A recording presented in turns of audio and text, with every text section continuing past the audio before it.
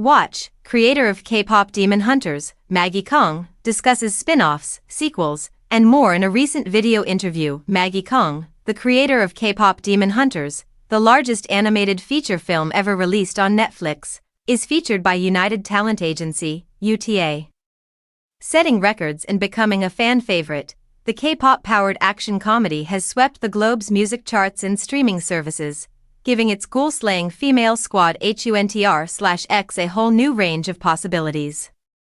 In the video, Kang, who was recently named to the prestigious Time Next 100 list, talks to UTA agent David Park about how she made the biggest movie ever for Netflix. She discusses how she made sure the movie was authentically Korean, the value of funny female characters, the impact of Korea's acceptance of the movie, what's next for Huntr/X's Rumi, Mira, and Zoe, and the one thing she regrets. As speculation about a follow-up has been brewing since last summer, Kang observes, there are a ton of concepts and stories. The floor of the cutting room is covered with several tales. Bobby, voiced by Ken Jeong, the friendly manager of Huntr/X who is oblivious of the band's covert heroics, is one of the unexpected breakout characters who might take center stage. He developed into this enormous celebrity. According to Kang, Bobby may get his own spin-off.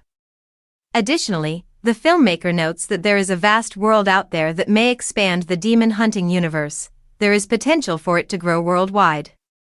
One of the nations we are highlighting is Korea. By doing this, we can spread the tale in every other nation. For Kang, creating well-rounded role models for the future generations was one of the most crucial parts of this initiative. In addition to wanting to develop strong female characters, Kang also wanted to build women who like humor, which is why he says, "I love seeing young girls watch this. I want girls to understand the true power of humor and that it requires a lot of self-assurance."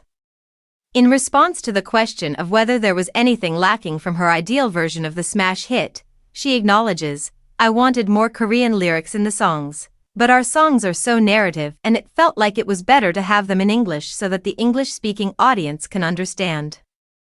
Although I acknowledge it, I believe that I could have pushed back more forcefully. Therefore, I feel a little amount of remorse about it. There are so many elements of the tone and the comedy that are so suited for animation," Kang recently said in a BBC interview when asked whether the animated success might make a comeback in live action. "It's rather difficult to see these characters in a live-action setting. It would sound too rooted. Therefore, it would not function for me at all. One of the great things about animation is that you make these composites of impossibly great attributes," said Chris Applehands, her co-director on the movie. Rumi can do a hilarious comedy routine, followed by a back-kick spin, singing, and ultimately a freefall into the air.